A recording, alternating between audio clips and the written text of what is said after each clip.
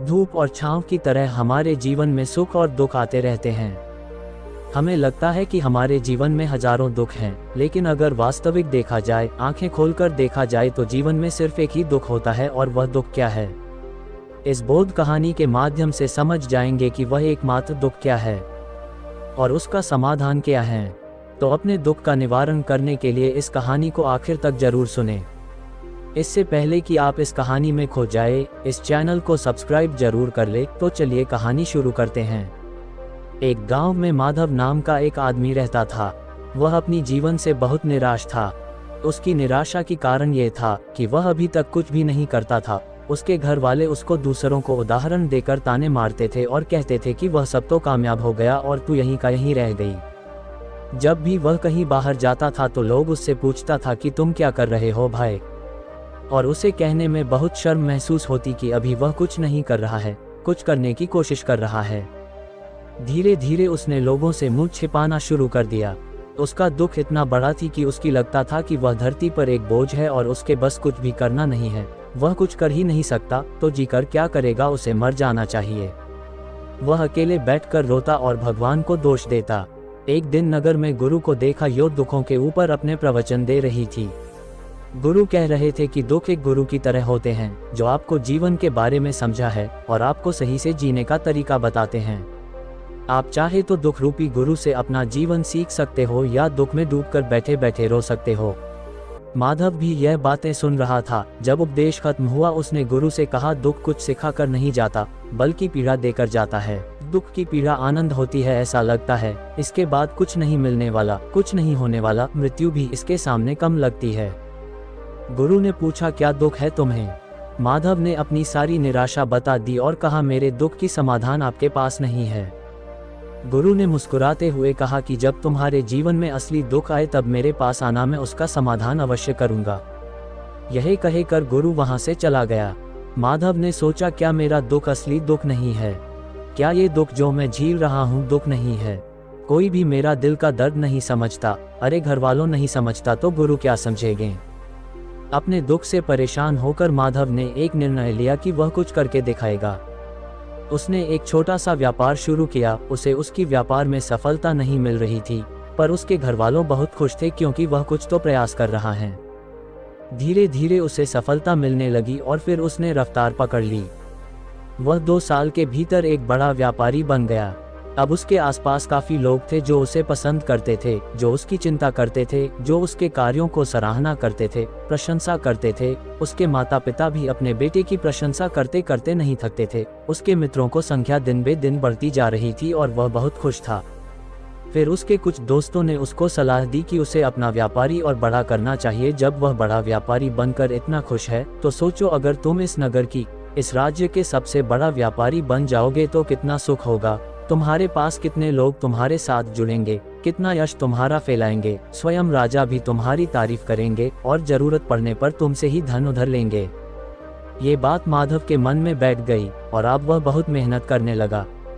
लेकिन ये सब कुछ उससे बहुत जल्दी चाहिए था। ज्यादा समय इसमें वह बर्बाद नहीं करना चाहता था। इसीलिए उसने कुछ ऐसे काम किए जो उचित नहीं थी। उसने बहुत बड़ी मात्रा में धन उधार ले लिया और वहीं पर नहीं रुका। ज्यादा मुनाफा कमाने के चक्कर में उसने अपनी माल की गुणवत्ता खराब कर दी। उसकी मित्रों से जैसा कहते थे वह ऐसा ही करता रहा। दूसरे व्यापारी के खिलाफ षड्यंत्र भी रचना शुरू कर दिए और उसकी जीवन का सुकून कहीं चला गया था। उसे अब रातों में नींद नहीं आती थी। सुख साधन की सारी वस्तुएं होने के बाद भी उसे किसी चीज में सुख नहीं मिल रहा था। एक दिन माधव अपनी रथ में बैठकर एक मार्ग से जा रहा था। रास्ते में उसने उसी गुरु का आश्रम देखा। वह गुरु के पास पहुंचा और कहा, गुरुदेव आपने कहा कि असली दुख हो तो ही मेरे पास आना। मेरे जीवन में बहुत दुख है, मैं रात में सो भी नहीं पाता हूँ। माधव गुरु को अपनी सारी बात बताते हैं। गुरु ने कहा कि जब तुम पहली बार मिलने थे तब भी तुम किसी दुख में थे। उस दुख से तुम क्या सीखा? माधव ने कहा, मैंने सीखा कि केवल सोचने मात्र से कुछ नहीं होता। अपनी सोच को साकार करने के लिए कर्म करना पड़ता है और केवल कर्म करने से कुछ नहीं होता। कर्म को अंतिम पड़ाव तक ले जाना आवश्यक होता है। चाहे रास्ते में कितनी भी बाधा आए, कितनी भी निराशा आए, चाहिए ऐसा क्यों ना लगे कि कुछ नहीं होगा, तब भी यह मानकर कि जो कार्य मैं कर रहा हूँ मैं इसमें सफल होकर ही रहूंगा। कर्म करना चाहिए। लोग केवल सफल आदमी को ही महत्व देते हैं। बाकी चाहे कोई कितना भी अच्छा क्यों ना हो, इस दुनिया के लिए वह बोझ ही कहलाता है। गुरु मुस्कुराए और कहा, जब तुम्हारे जीवन में असली दुख आए तब मेरे पास आना, मैं अवश्य उसका समाधान करूंगा। माधव फिर से आश्चर्य हो गया कि ये दुख असली दुख नहीं है, असली दुख होता क्या है। लेकिन उसने कुछ नहीं कहा। माधव ने गुरु को एक घोड़े बेच दिया जो सोने के सिक्कों से भरा था। घोड़े का देखकर गुरु ने कहा कि इस घोड़े को वहां उस पेड़ के नीचे गड्ढा खोदकर दबा दो, यह मेरे किसी काम का नहीं है। माधव ने ऐसा ही किया और वह वहां से चला गया। धीरे धीरे माधव को व्यापार में घाटा होने लगा, उसकी धन संपदा धीरे धीरे घटने लगी और एक ऐसा समय आया जब उसके ऊपर बहुत कर्जा हो गया था, लेकिन वह निश्चित था क्योंकि कर्जा उसके मित्र द्वारा ही उसे दिया गया था। वह सोचता था कि उसके मित्रों उसके बुरा समय में उसका साथ देंगे, लेकिन ऐसा कुछ नहीं हुआ। सबसे पहले उसके मित्र ने उधार धन मांगना शुरू कर दिया, ना देने से जान लेने धमकी तक दी। उसके पिता उसके गलतियों को गिलवाने लगा। उसके सारे संपत्ति नीलाम हो गई, उसके पास कुछ नहीं बचा। वह सड़क पर आ गई। उसने अपनी पिता से सहारा मांगी। पिता ने कहा कि मेरे पास ये थोड़ी सी संपत्ति है, अगर मैं तुम्हें ये दे दो तो मैं तुम्हारे माँ को कहाँ रखूंगा, हमारा सहारा यही संपत्ति है बेटा। उसके जीवन में बहुत गहरा दुख था, उसके आसपास कोई भी ऐसा नहीं था जो उसे संभाल सके। इस दुख की वजह से वह टूट गया था। लगता था जीने का कोई मतलब नहीं है, मृत्यु ही एकमात्र सहारा है। वह मरने के लिए एक नदी की तरफ जा रही था, तब रास्ते में उनको याद आया था गुरु ने कहा था जब उनके जीवन में असली दुख आए तो वह उनके पास आए और वह उस दुख को समाधान कर देंगे। माधव गुरु के पास गया। उसने गुरु को सारे बात बता दिया और कहा कि मेरे दुख की समाधान कीजिए गुरुदेव। गुरु ने कहा, जब तुम्हारे जीवन से असली दुख आए तब मेरे पास आना, मैं उसका समाधान अवश्य कर दूंगा।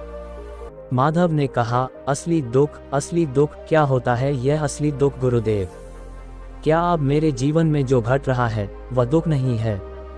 गुरु ने कहा कि पहले ये बताओ तुमने अपनी दुख से क्या सीखा है?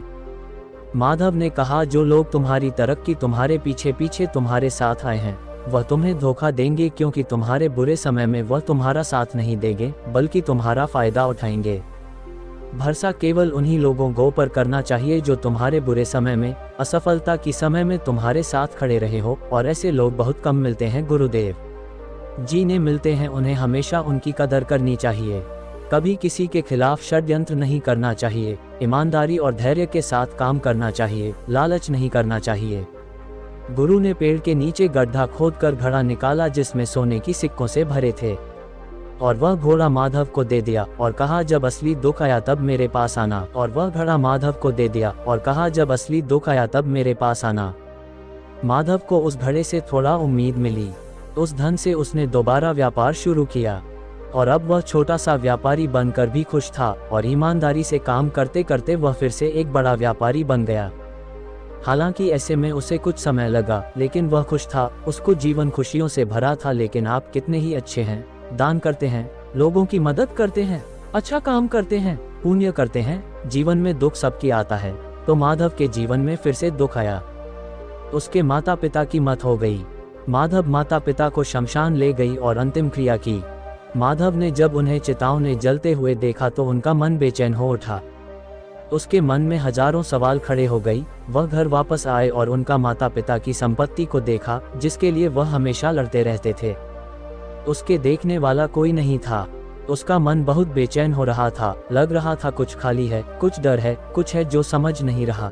इसलिए वह गुरु के पास गया। गुरु ने माधव को देखते ही कहा कि कोई दुख है? माधव ने कहा कि जीवन में ऐसे तो कोई दुख नहीं है गुरुदेव, सब ठीक ही है, सब सुखी है, पर आज मेरा माता पिता की मौत हो गई, मेरा मन बहुत दुखी है। गुरु ने कहा, इसमें दुखी होने वाली क्या बात है? एक दिन तो सब प्रियजन को मर जाना ही है। जीवित तो यहाँ कोई नहीं रहा, नहीं कोई रहेगा। तुम भी एक दिन मर जाओगे, हो सकता है कल, हो सकता है आज, या कहो तो अभी भी मर सकते हो। माधव ने कहा, गुरुदेव आप ये क्या कह रही हो? मैं मर जाऊंगा, मैं तो अभी जवान हूँ। गुरु ने कहा, मेरे बच्चे इस भ्रम में मत जीना कि मृत्यु सिर्फ बूढ़ों को ही आती है। बूढ़ों के सामने जवान भी मरते जाते हैं, बच्चे मर जाते हैं। मृत्यु का किसी का उम्र से कोई लेना देना नहीं है। गुरु के मुख से यह बातें सुनकर माधव वहां से चुपचाप चला गया, पर उसका मन जैसे बेचैन हो गया था। वह दिन रात अपने बारे में सोच रहा था कि वह क्या कर रहा है, वह क्या है, क्यों है, कैसे हैं, हम क्या है, हम क्या करने आया है, क्या बस चीज़ों को उपभोग करना और मर जाना जीवन का असली मतलब होता है? उसे कोई जवाब नहीं मिल रहा था। उसका दुख बढ़ता ही जा रहा था। कुछ दिन बाद वह वापस उसी गुरु को पास पहुंचा और गुरु के सारे बात बता दी। गुरु मुस्कुराते गुरु ने कहा कि आज पहली बार तुम्हारे जीवन में असली दुख उत्पन्न हुआ है। वास्तव में यही है जो दुख कहलाने लायक है कि हमें पता ही नहीं है कि हम क्या कर रही है, क्यों है, कैसे हैं, कौन है हम और हमें क्या करना है। माधव ने कहा, गुरुदेव मेरे दुख का समाधान कीजिए। गुरु ने कहा कि हम सब अपने जीवन भर क्या इकट्ठा करते रहते हैं। माधव ने कहा कि गुरुदेव सभी लोग धन संपत्ति, मान सम्मान, प्रेम, परिवार, मित्र, शत्रु, पद, प्रतिष्ठा इकट्ठा करते रहते हैं। गुरु ने कहा कि क्या इनमें से कुछ भी इकट्ठा करके हम अपने साथ ले जा सकते हैं। माधव ने कहा कि नहीं गुरुदेव, इनमें से तो कुछ भी साथ नहीं ले जा सकते। मेरे माता पिता के साथ कुछ भी नहीं गया, सब तो यहीं पर छोड़ गया। गुरु ने कहा, ध्यान से समझना, इस दुनिया में हम जैसे इकट्ठा करते हैं उसे हम कभी इकट्ठा करते ही नहीं। सभी चीज़ों को देखते हैं लेकिन उसे देखते ही नहीं। जिसे हम इकट्ठा करना है वह है हम खुद। हमें इस दुनिया में अपने आप को इकट्ठा करना है ताकि जब हमारे मृत्यु हो तब हम एक हो सके और अपने आप को पहचान सके। हम भटे हुए हैं प्रेम में, क्रोध में, सम्मान में, धर्म में, जाति में, नफरत में, धन में, संपत्ति में, पहचान में, दूसरों को लूटने में और अपने आप को लुटाने में और ऐसे ही हजारों लाखों वासनाओं में हम भटे पड़े हैं। हम टुकड़ों में जीवन जी रहे हैं। हमारी चेतना कभी भी एक नहीं हो पाती। हमारी ऊर्जा शक्ति बिखर गई है, इसीलिए हमारे पास इतना भी समय नहीं है कि हम मोड़ पर अपनी ओर देख सके। वास्तव में लोग जिंदगी भर जीने दुख दुख काहे कर चिल्लाते रहते हैं और उनका समाधान खोजते रहते हैं। उन्हें उनका समाधान कभी नहीं मिलेगा ही नहीं, क्योंकि वह दुख कहते हैं वह दुख है ही नहीं। इसीलिए या किसी को भी उनका दुख का समाधान नहीं मिलता। वह बस एक परिस्थिति में छुटकर दूसरे परिस्थिति में फंस जाती है। जैसे वह पहली समस्या में रो पड़ते हैं वैसे ही वह दूसरों समस्या में रो पड़ते हैं। हमेशा ही एक समाधान नजर आती है, वह मृत्यु पर, और कोई समाधान नहीं है। इसलिए इन सब का अगर परम समाधान चाहिए तो अपने आप को इकट्ठा करो। माधव ने कहा, क्या गुरुदेव हमें इस संसार छोड़ देना चाहिए, अपनी इच्छाओं को मार देना चाहिए, धन संपत्ति इकट्ठा नहीं करनी चाहिए, क्या हमें यहाँ से किसी के साथ प्रेम भी नहीं करना चाहिए? गुरु ने कहा, तुमसे इच्छाएं, कामनाएं और वासनाएं ऐसे ही निकलते हैं जैसे पहाड़ से कोई पत्थर गिर रहा है जिस पर पहाड़ पर कोई नियंत्रण ही नहीं है, सिवाय देखने के और परेशान होने के। जब तुम एकत्रित हो जाते हो तब जो भी तुम करते हो वह सब नियंत्रण में रहते हैं। तब इच्छाएं भी तुम्हारे इच्छा से निकलती है। माधव ने कहा, गुरुदेव आपने मेरा सच्चे दुख को निवारण कर दिए। आपका बहुत आभारी हूँ। मैं आपको एकत्रित करूँगा। गुरुदेव, मानव शरीर में बहुत ऊर्जा होती है, बहुत शक्ति होती है, पर वह बेकार की चीजों में भटकर रह गई है, व्यर्थ की चीजों में लगे रहती है। दोस्तों, अक्सर हम ऊपर वालों से सवाल करते हैं कि हमारे जीवन में इतना दुख क्यों है। हम सभी के मन में यह सवाल उठता है और इसका जवाब है कि वह परमात्मा हमें उस परम दुख तक ले जाता है, उस सबसे बड़ी दुख तक ले जाना चाहता है जहां पर हमें पता चल सके कि इंसान या आत्मा की असली दुख क्या है।